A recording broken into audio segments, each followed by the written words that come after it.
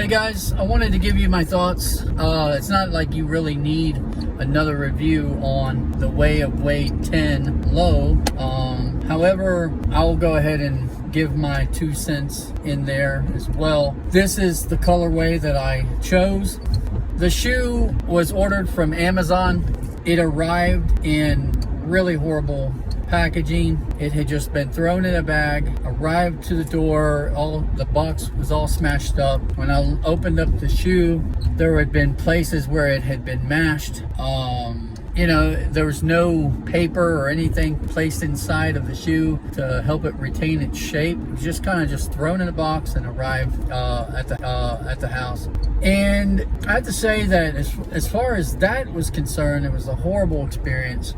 Then I put the shoe on my foot, and I can remember that initial feeling that I had. I was like, okay, now, wow, this is something a little bit different. The foam is where it's at. It's really it's almost like you're on a little bit of a trampoline effect. It's a springboard effect in the heel, especially I feel it personally in the heel. But it's just a very springy shoe. And today, as of right now, I have not felt a shoe that delivers that same level of springiness. With maybe the Shades are definitely, they hold up to their reputation of kind of a GOAT shoe in the aspect of cushion and the actual just like springiness of that cushion. It's not something that's going to be a high absorption type cushion. It's going to take that energy and throw it back kind of thing. And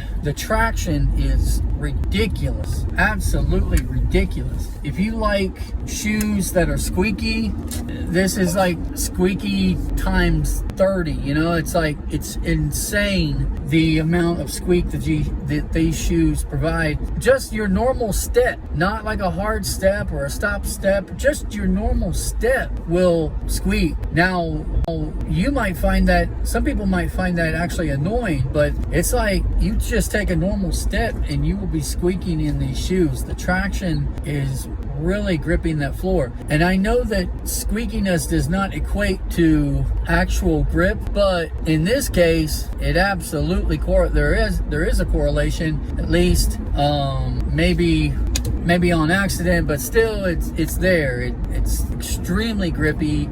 I think it's probably going to be some of the best traction that you can get in a hoop shoe. My mistake was ordering this thing through Amazon, and I did so because in my size of a 10.5, I could get it shipped to me. I can't remember if it was 2 or 4 days, but it was under 4 days, and I think it was probably like 2 days. And everybody online was recommending that you go up half a size, and I saw my size 11. If I wanted that, then it would be like a month before I could receive the shoe. And I'm like, well, I don't want to wait a month. I'll just go ahead and try my normal size. And that's a mistake. That was an absolute mistake. So the shoe is still available online. It's being heavily discounted on sale, at least right now.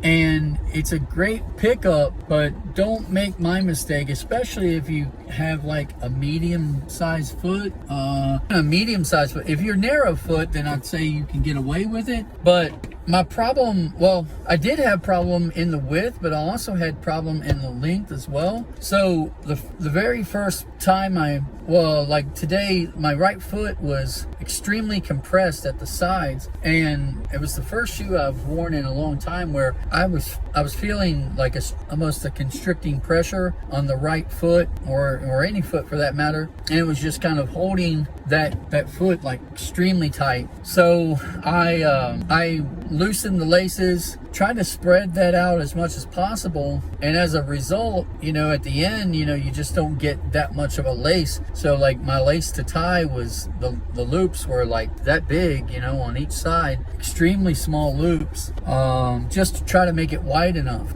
And I was able to adjust the wideness, you know, at least just by opening up the laces. to an acceptable range, but it still never felt like nice on the foot. It still felt constricted, and that was just as almost as wide open as it could be. And then lengthwise is where I think the biggest problem was. It's really kind of pushing, the toes are right there at the tip, and it's pushing up against the shoe.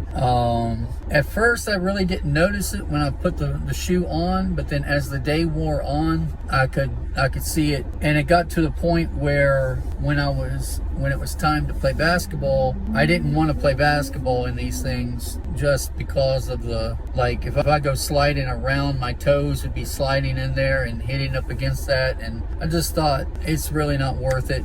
It's honestly not worth it today to like come back home with really, really sore toes or anything like that. So just chose to forgo the basketball today because of the shoe. Other aspects about it I think are great. They're lightweight, they feel extremely nimble, they fit nicely, the lockdown's great. I truly think if I had picked a size 11 at the recommendation of everybody out there virtually, I would be happy right now, and I would have been talking about this shoe as being like one of the best shoes you could pick up. I still think that this shoe is one of the best shoes you could ever pick up to play basketball in. I would still recommend it 100%. I think I'm gonna go ahead and drop extra money on a size 11 and sell these online, and just take the hit financially on those. But I definitely